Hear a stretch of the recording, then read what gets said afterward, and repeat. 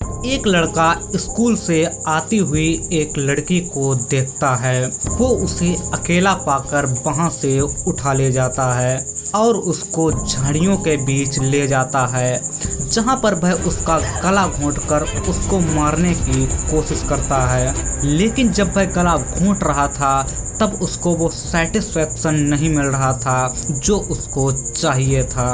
उसको उस लड़की की आंखों में एक मजबूरी देखनी थी। उस लड़की की आंखों में उसको एक तड़प देखनी थी जो उसको इस समय नहीं दिख रही थी। और इसी सेटिस्फेक्शन को पूरा करने के लिए उसने एक ईंट उठाई और उस ईंट से उसे तब तक मारता है जब तक वह मर नहीं जाती। ये रात जब वह खुद उजागर करता है तो पुलिस वाले एकदम शॉक्ड रह जाते हैं। लेकिन सबसे हैरानी की बात तो यह है कि पुलिस को इसके बारे में सब कुछ पता होते हुए भी ये किलर आज तक खुला हुआ घूम रहा है। वह अब भी हमारे ही बीच में रह रहा है और उस पर कोई भी कार्रवाई नहीं की गई है। एक सीरियल किलर को इमेजिन करते वक्त आपके दिमाग में कौन सा चित्र बनता है? लाल सुर्ख आंखें, हाथों में एक वेपन,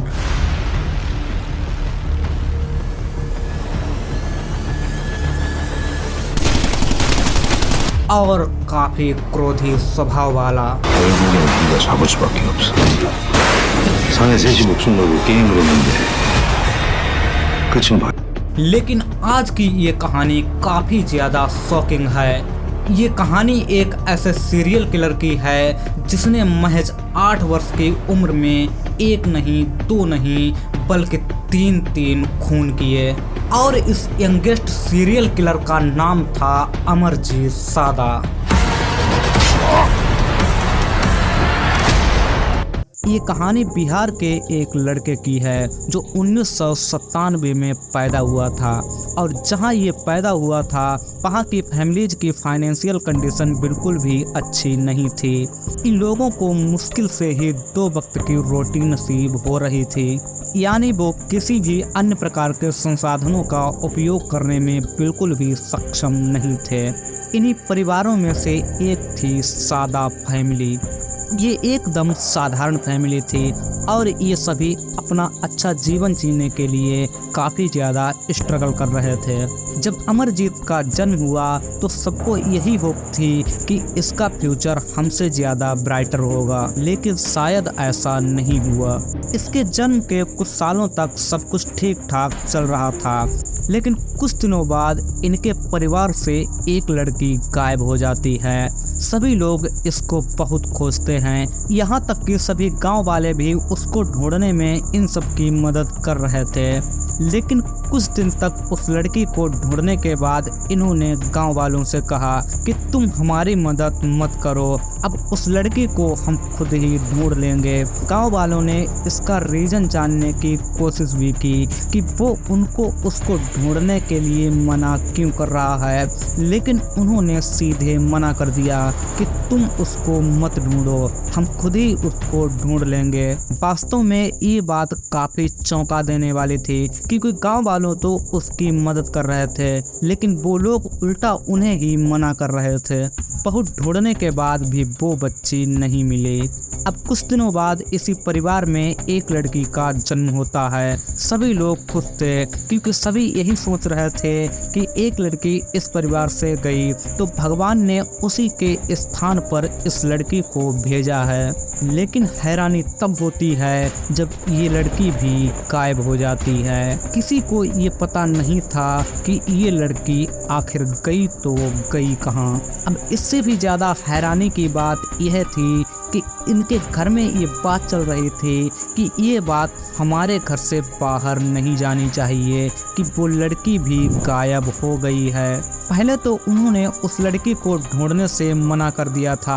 अब ये लोग ये भी नहीं बताना चाहते थे कि ये लड़की भी गायब हो गई है। ये दोनों बातें काफ़ी ज़्यादा शॉकिंग थी।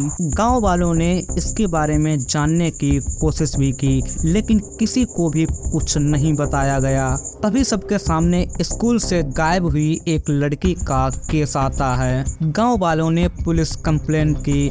ये मामला एक लड़की का था तो पुलिस वाले भी सख्ती में आ गए और उन्होंने उसको ढूंढने की बहुत ज़्यादा कोशिश की।